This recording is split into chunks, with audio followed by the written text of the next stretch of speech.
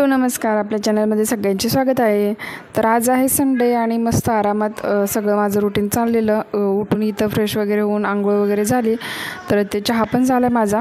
आणि आज बनवायची होती बिर्याणी, तर ते बिर्याणीसाठीच तयारी करते मी। मसाला वगैरे बनवायचा होता आणि म्हणजे बिर्याणीसाठी पण मसाला बनवायचा होता, प्लस इथं खोबऱ्याची चटणी पण करणार आहे, कारण मी नाश्त्याला इडली बनवणार आहे आज।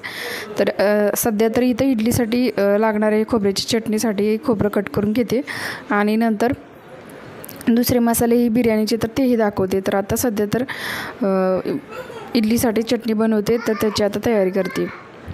तर इडली जे बनवते तर हे इडली पात्र जे आहे तर ते मोठं आहे, त्याच्यात एका ॲट अ टाईम 7 इडल्या म्हणजे एका पात्रात तयार होतात। असे 2 टोटल आहेत, तर ह्याच्यामध्ये एकदम 14 इडल्या व्यवस्थित होतात। आणि हे पूर्ण पात्र मी 1400 रुपयाला घेतलेलं, ऑनलाईनच ऑर्डर केलेलं, फ्लिपकार्टवरून किंवा अमेझॉनवरून, आता आठवत नाही, पण ऑनलाईनच ऑर्डर केलेलं। आणि ह्याच्यामध्ये ढोकळा पात्र वगैरे आणि एक उकड पात्रही आहे। तर असे टोटल 5 आहेत आणि त्याच्यात वरून ही अशी मोठी कढई पण मिळते, तर छान आहे हे। आणि आता मग इथं माझी बाकीची तयारी चालली आहे ह्याच्यासाठी चटणीसाठी। आणि लगेच मग नाश्ता बनवून झाला की लगेच मग बिर्याणी बनवायला घेतले। तर आता मी सकाळी उठल्यापासून जे किचनमध्ये आहे तर तेच चालू आहे माझं कंटिन्यूअस काम। तर हे जे रात्री मी पीठ भिजत घातलेलं तर ते छोट्या पातेल्यात घातलेलं आणि ते मोठं म्हणजे मिक्स वगैरे करता येणार नाही, त्यामुळे म्हणजे जास्त पीठ फुगलेलं, तर त्यामुळे मोठ्या पातेल्यात काढलेलं ते जे इडलीसाठीचं पीठ होतं तर ते। तर आता इडल्या झालेल्या आहेत आपल्या, तर एकदम छान अशा सॉफ्ट झालेल्या होत्या। तर आता या काढून घेते सगळ्या आणि लगेच सगळ्यांना नाश्ता देऊन मग थोडंसं मी पण नाश्ता करून बाकीचे लगेच कामाला चालू करणार आहे। तर इडल्या खूप सॉफ्ट झालेल्या, छान झालेल्या। इडली बनवून झाल्यानंतर मग लगेच सगळ्यांनी नाश्ता करून घेतला। तर विहीला तर खूप आवडतात, तर तिच्यासाठी स्पेशली मी इडली करते, नाही तर मला डोसा आवडतो।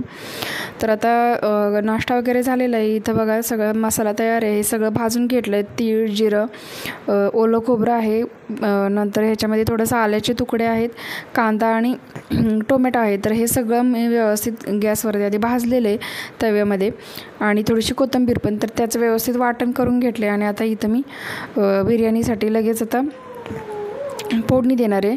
तर फोडणी म्हणजे ह्याच्यामध्ये जास्त गरम मसाले वगैरे नाही टाकणार आहे, फक्त ह्याच्यामध्ये मी फक्त हे तेजपत्ता टाकते, कारण जर गरम मसाले टाकले आणि बिर्याणी मसाला जर दोन्ही यूज केलं तर ते खूप असं चरकतं। तर त्यामुळं आज मी बिर्याणी मसाला यूज करणार आहे फक्त, त्यामुळे गरम मसाले वगैरे किंवा खडे मसाले वगैरे वरून टाकणार नाही। तर कांदा जेव्हा आपण टाकतो असा व्यवस्थित पूर्ण जेवढा होईल तेवढा सुट्टा असा झाला पाहिजे। तर असं व्यवस्थित कांदा पूर्ण असा वेगवेगळा करत असा व्यवस्थित टाकून घेतलं आणि आता व्यवस्थित भाजून घ्यायचा। आणि मेन म्हणजे हे मी आज तेलामध्ये नाही बनवत आहे, तर तुपामध्ये बनवते। तर तुपामध्ये बनवलेलीची टेस्ट ही वेगळीच येते। तर असा कांदा छान एकदम परतून घ्यायचा आणि मग नंतर आपले जे मसाल्याचं वाटण आहे बनवलेलं तर ते ह्याच्यामध्ये टाकणार आहे। आणि आज मी नॉर्मल बिर्याणी बनवते, दम बिर्याणी वगैरे नाही बनवणार आहे। तर त्यामुळं नॉर्मल बिर्याणीमध्ये आपण काही थर वगैरे देत नाही, तर डायरेक्ट असंच मिक्स करत होतं, त्यामुळं आता हे पटकन टाकून घ्या। मसाल्याचं वाटण टाकल्यानंतर मी व्यवस्थित मिक्स करून घ्यायचं व्यवस्थित। आणि मग छान असं थोडंसं तेल वगैरे सुटलं, म्हणजे तूप जे आहे तर ते बाजूनं सुटलं की मग नंतर बाकीचे जे मसाले आहेत तर ते टाकायचे। तर ह्याच्यामध्ये जर तुम्हाला हिरवी मिरची वगैरे ॲड करायची असेल तर तुम्ही करू शकता। मी हिरवी मिरची वगैरे नाही वापरली, कारण हा मसाला मी थोडा एक्स्ट्रा बनवलेला, तर आठवड्याच्या भाजीसाठी पण कधीतरी यूज होतो, म्हणून मी थोडासा जास्त मसाला करून तो थोडंसं ते पण वाटण तयार करून ठेवलं ह्याचंच। आणि आता ह्याच्यामध्ये थोडीशी म्हणजे लाल तिखट टाकणार आहे, पण ह्याच्यात एकदम थोडं टाकते मी, त्यामुळं कलर वगैरे येत नाही। जर तुम्हाला थोडंसं जास्त म्हणजे तिखट चालत असेल तर थोडंसं जास्त टाका, आणि त्यामुळं छान पण लागते। पण इथं लहान मुलं खाणार आहेत त्यामुळे मी इथं तिखट कमी वापरते। तर आता ह्याच्यात बादशाहचा बिर्याणी मसाला आहे, तर तो व्यवस्थित 2 स्पून असा टाकला आहे मी। आणि ह्याच्यात आता थोडंसं चिकन टाकून घेते, आणि चिकन टाकून घेतल्यानंतर पण थोडंसं एक 5 मिनटं थोडंसं असं म्हणजे व्यवस्थित असं फ्राय करायचं। जर थोडंसं असं वाटतं आहे की करपते वगैरे, तर मग लगेच असं तांदूळ टाकून ह्याच्यामध्ये पाणी टाकून घ्यायचं। तर खूप छान बिर्याणी झालेली। एक वेळ जर तुम्हाला आवडलं तर करायचं असेल नक्की ही रेसिपी ट्राय करून बघा। तर छान झालेली बिर्याणी। तर आता ह्याच्यात तांदूळ टाकून घेते मी आणि लगेच असं पाणी टाकून घेते।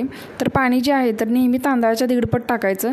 तर थोडंसं जास्त मसाला वगैरे असेल तर थोडंसं 1.5 पटच्या ही कमी टाकलं, म्हणजे एकदम तुम्हाला असा सुट्टा सुट्टा जसा विकत मिळते तशी असं तांदूळ असा वेगळा मोकळा व्हायला पाहिजे. तर थोडंसं पाणी हे कमी टाकायचं, नाहीतर मी दीडपट नेहमी टाकते. तर ह्याच्यापेक्षा थोडं अजून पाणी कमी टाकलं असतं तर अजून थोडासा मोकळा झाला असता भात. तर आता छान मी दीडपटच टाकलं आहे. तर थोडं तुपाची भरणीमध्ये थोडंसं पाणी मी टाकून घेतलं, म्हणजे तूप जे राहिलं असेल ते त्याच्यामध्ये जाण्यासाठी. तर आता इथं फायनली 2 शिट्ट्या काढून घेते आणि लगेच व्यवस्थित आपली बिर्याणी तयार आहे. तर चिकन जे होतं ते मी आधीच शिजवून घेतलेलं, ते सांगायचंच राहिलं. आणि आता बघा आपली बिर्याणी तयार आहे. तर मी तुमच्यासमोरच खोलते, ह्याच्या आधी काही ओपन नाही केलेलं. तर थोडंसं मला वाटतं ह्याच्यामध्ये पाणी जास्त झालं आहे, तर त्यामुळे मी थोडंसं सांगितलं की पाण्याचं प्रमाण जे आहे तर थोडंसं कमी ठेवायचं.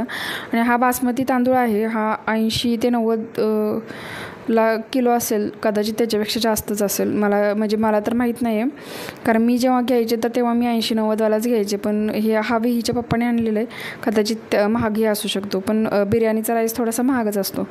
तर आता त्याच्यानंतर मग थोडंसं दुपारी आराम वगैरे केला आणि आता टाकाऊपासून टिकाऊ वस्तू तयार करायची आहे. तर ती म्हणजे ही जी चटई होती तर ती त्याच्या असे मधूनच 2 भाग झालेले.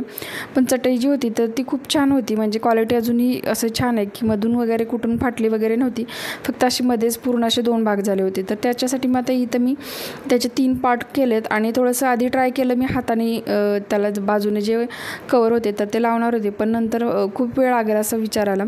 नंतर म्हटलं, मला असं वाटलेलं आधी की मशीनवरती त्याची शिलाई बसणार नाही, त्यामुळं मी हातानेच शिवत होते. पण नंतर मिस्टर बोलले की एक वेळ मशीनवर ट्राय करून बघ.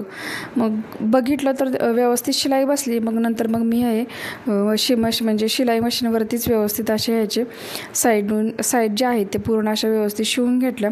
तर आत्ता तर पूर्ण तयार नाही झाले, आता तर जस्ट सुरुवात केली. 1-2 जेवढे माझ्याकडं असे रिकामे कापड होते तर ते बाजूला लावण्यासाठी मी इथं शोधत आहे. आणि त्याच्यानंतर मग ते असे भेटल्यानंतर मी थोडेसे लावले आणि पूर्ण झाल्यानंतर मी लगेच तुमच्यासोबत शेअर करेन. तर आजच्या ब्लॉगमध्ये एवढंच. तुम्हाला जर आवडला तर नक्की लाईक करा, नवीन असाल तर प्लीज चॅनलला सबस्क्राईब करा. भेटू पुढच्या व्हिडिओमध्ये. व्हिडिओ शेवटपर्यंत बघितल्याबद्दल धन्यवाद.